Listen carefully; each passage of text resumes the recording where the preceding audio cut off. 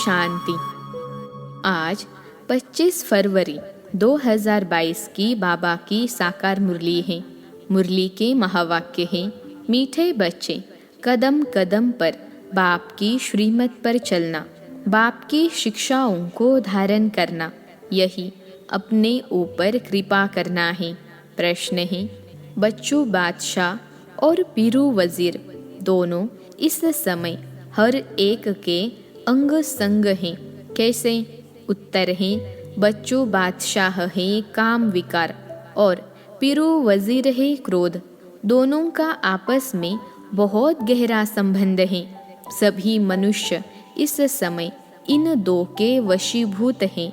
अगर कोई बाप का बच्चा कहलाकर फिर काम या क्रोध के वशीभूत होता है तो बाप का निंदक बन जाता है। निंदक बच्चे अपनी तकदीर को लकीर लगाते हैं।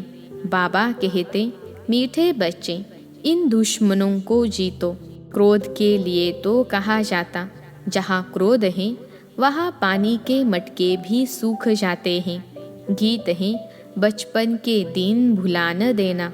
ओम शांति। बच्चे जानते हैं कि सभा में कौन आया, बाप और दादा इकट्ठे। अगर साकारी होता तो बाप अलग, दादा अलग होना चाहिए। यह है वंडरफुल निशानी।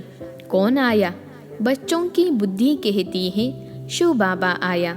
स्वर्ग का रचयिता एक ही बाप होता है, दो नहीं। हाँ, मददगार जरूर मिलते हैं। बाप और बच्चे दोनों से काम चलता है। बलिहारी बाप की सो बलिहारी बच्चों की। यह दादा भी बच्चा हो गया ना। यहाँ तुम क्लास में आते हो। सभा अक्षर भी कॉमन है। सभाएं तो बहुत होती हैं। यह है भगवान की पाठशाला।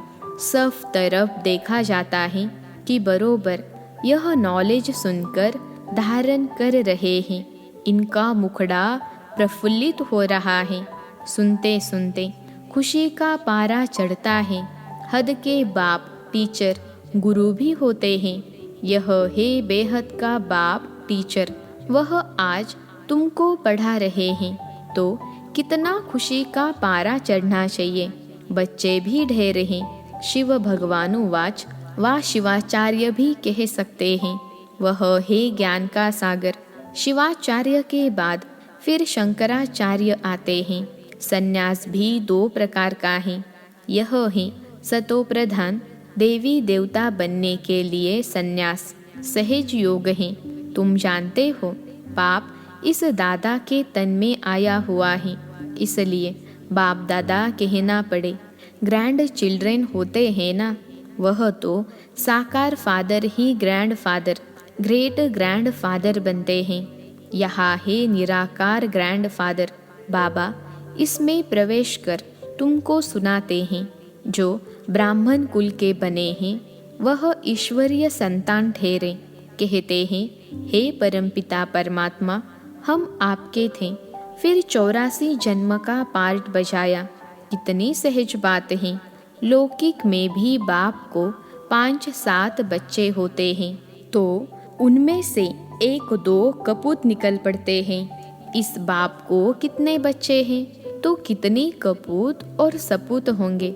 कोई में काम की, कोई में क्रोध की प्रवेशता होगी।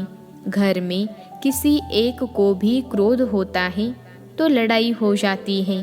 क्रोधी घर को बड़ा दुखी कर देता है। यहाँ भी कोई में क्रोध का भूत है तो शिव बाबा का निंदक ठहराना। बाप का नाम बदनाम कर देते हैं, अर्थात अपनी तकदीर को लकीर लगा देते हैं। क्रोध बहुत बड़ा भारी दुश्मन है।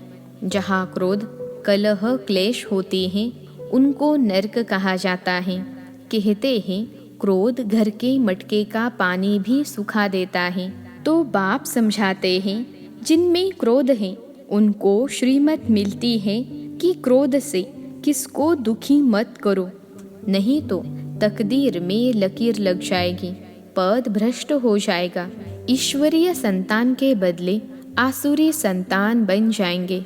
यहाँ तो लिखा ही जाता है, DT sovereignty is your God fatherly birthright।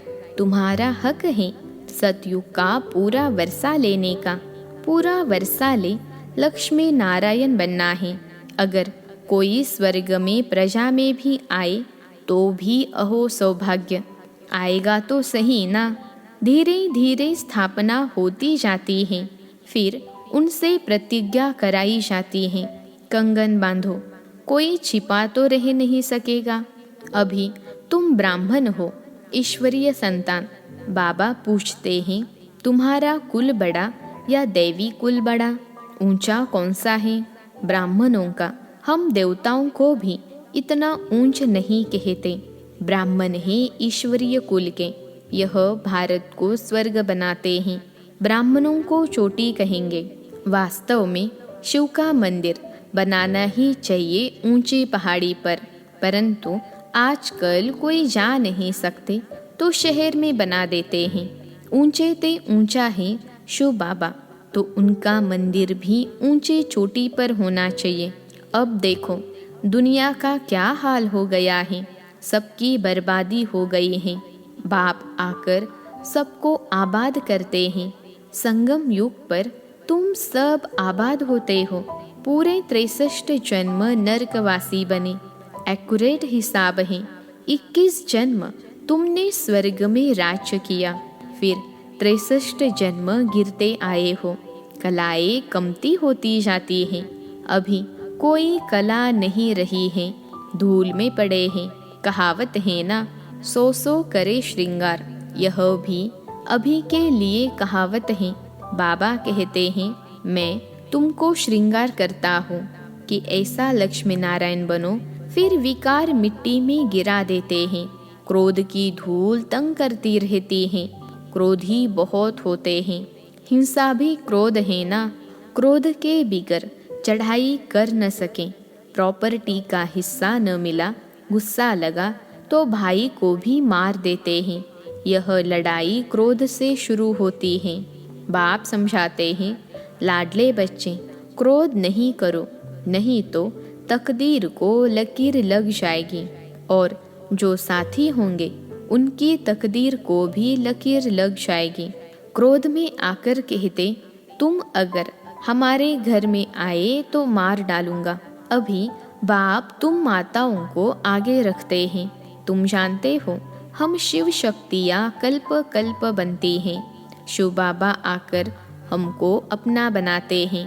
तुम बच्चे न हो तो अकेला शिव बाबा भी क्या करेगा। तुम शिव शक्तियाँ भारत में मशहूर हो। अपना यादगार मंदिर न देखा हो तो आबू में देखो, हुबहू तुम्हारा यादगार है। हाथी पर सवारी करने वालों का भी चित्र है। वंडर है जो तुम्हारा भी निवास यहाँ आकर हुआ है। शिव जयंती मनाते हैं तो ज़रूर आया होगा ना। कब और कैसे आया मालूम है? जिसने भारत को हीरे जैसा बनाया उनके ऑक्यूपेशन को नहीं जानते हो। देवता ही पहले ब्राह्मण थे जो हीरे जैसा बनते हैं। जिन ब्राह्मणों ने मदद की वह देवता बने। तुम सबका ऑक्यूपेशन समझा सकते हो, परंतु समझेंगे बहुत थोड़े, क्योंकि राजधानी की लिमिट है ना। इसलिए कोटों में कोई कहा जाता है, मम्मा बाबा कहकर भी फिर भूल जाते हैं। अहो माया, तुम कितनी दुष्टर हो। यह तो होता ही है। बड़े बड़े कमांडर्स भी मर पड़ते हैं, गोली लग जाती है। सिपाही तो ढेर मरते हैं। जब बड़े बड़े मरते हैं तो हाहाकार हो जाता है। शिव शक्ति सेना में फलाने को माया ने मार डाला, यह फिर भी होना ही है। प्यादा मर जाए उनका इतना ख्याल नहीं। महारथी के लिए सब कहेंगे, हाय माया ने इनको मार डाला। ऐसे नहीं कि स्वर्ग में नहीं जाएगा, भल आएगा, परंतु पद भ्रष्ट हो पड़ेगा। इसलिए बाबा कहते हैं उस लाइन में नहीं जाना। कल्प पहले जो गए हैं वह तो जाएंगे ही। समाचार लिखते हैं, फलाना 4 वर्ष से रेगुलर आता था, फिर माया ने पकड़ लिया है।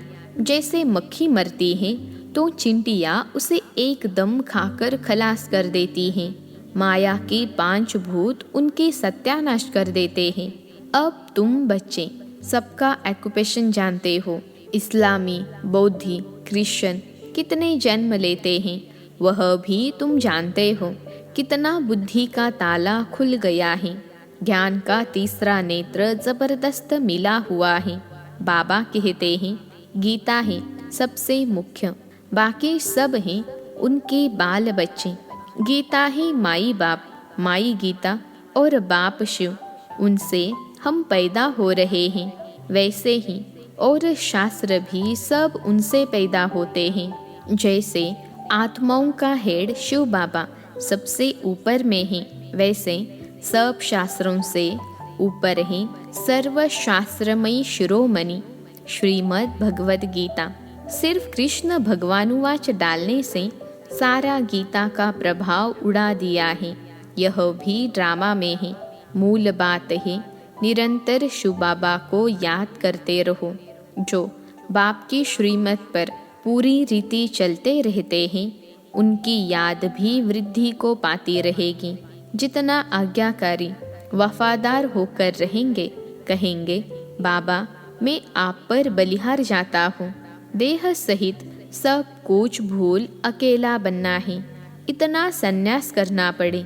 बहुत बच्चे हैं जो बिल्कुल बंधन मुक्त हैं, आते रहते हैं तो भी जैसे मोह के कीड़े।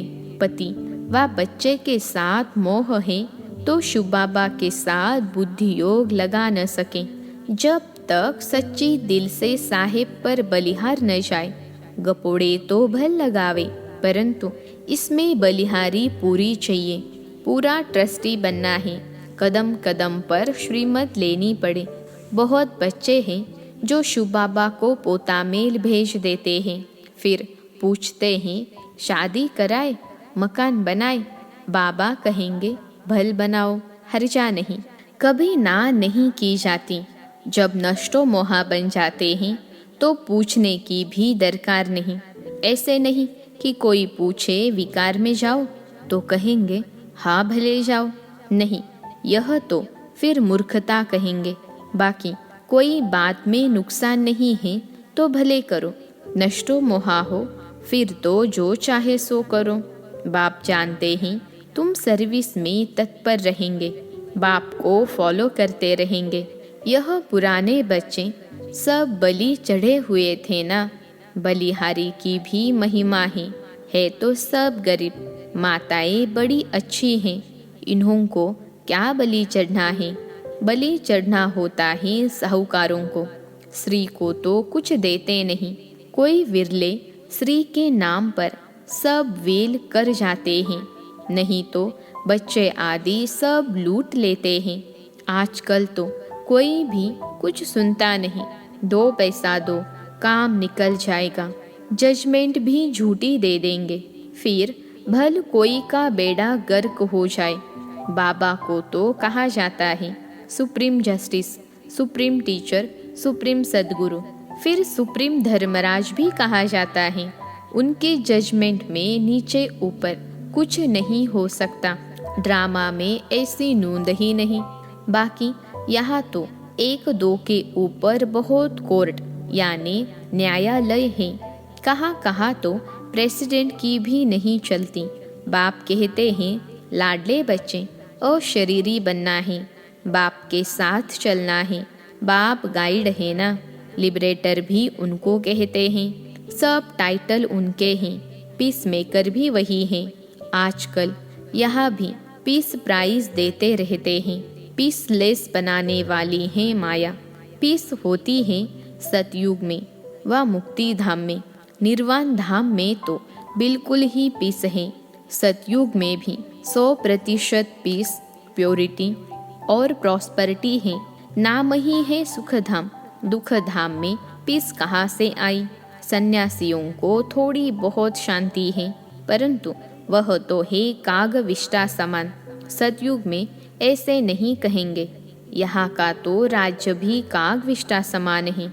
बाबा समझाते हैं माया बहुत थप्पड़ मारेगी। अंदर गुटखा खाते रहते हैं, सच नहीं बतलाते। अविनाशी सर्जन के आगे तो बतलाना पड़े ना, नहीं तो पाप बढ़ जाएंगे, फिर बड़ी सजा है। सच नहीं बोलते।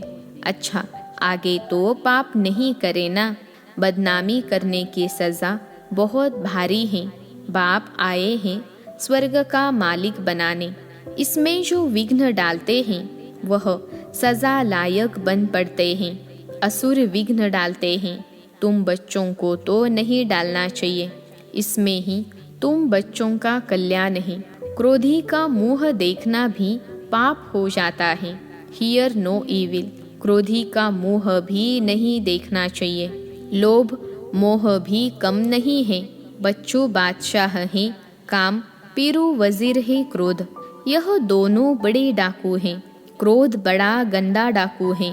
सपूत बच्चे वह हैं जो बाप से पूरा वर्षा लेकर नाम बाला करते हैं।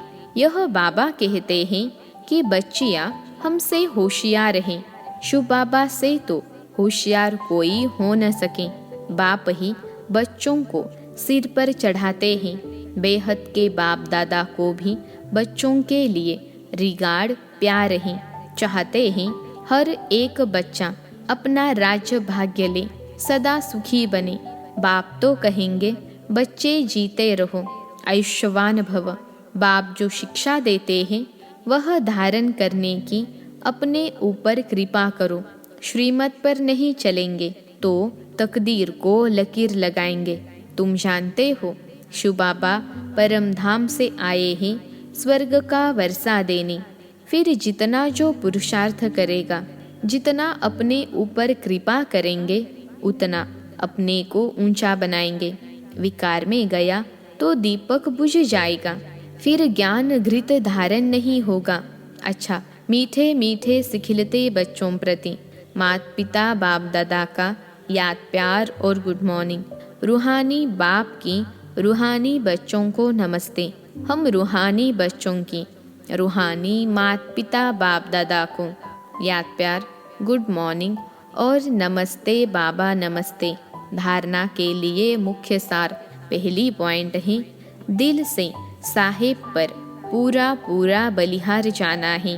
पूरा ट्रस्टी बन कदम कदम श्रीमत पर चलना है। देह सहित सब कुछ भूल अकेला बन जाना है। दूसरी पॉइंट है, बच्चा बनने के बाद बाप के कार्य में विघ्न नहीं डालना है। कोई भी बदनामी का कार्य नहीं करना है। आज्ञाकारी वफादार बनना है। आज का वरदान है, समय और वायुमंडल को परख कर स्वयं को परिवर्तन करने वाले सर्व के स्नेही भव। समय और वायुमंडल को परख कर स्वयं को परिवर्तन करने वाले सर्व के स्नेही भव। विश्लेषण है, जिसमें परिवर्तन शक्ति है वो सबका प्यारा बनता है। वह विचारों में भी सहज होगा, उसमें मोल्ड होने की शक्ति होगी। वह कभी ऐसे नहीं कहेगा कि मेरा विचार, मेरा प्लान, मेरी सेवा इतनी अच्छी होते हुए भी मेरा क्यों नहीं माना गया। यह मेरापन आया माना अलाय मिक्स हुआ। इसलिए समय और वायुमंडल को परख कर स्वयं को परिवर्तन कर लो तो सर्व के स्नेही नंबर 1 विजयी बन जाएंगे। आज का स्लोगन है, समस्याओं को मिटाने वाले बनो, समस्या स्वरूप नहीं। समस्याओं को मिटाने वाले बनो, समस्या स्वरूप नहीं। अच्छा, ओम शांति।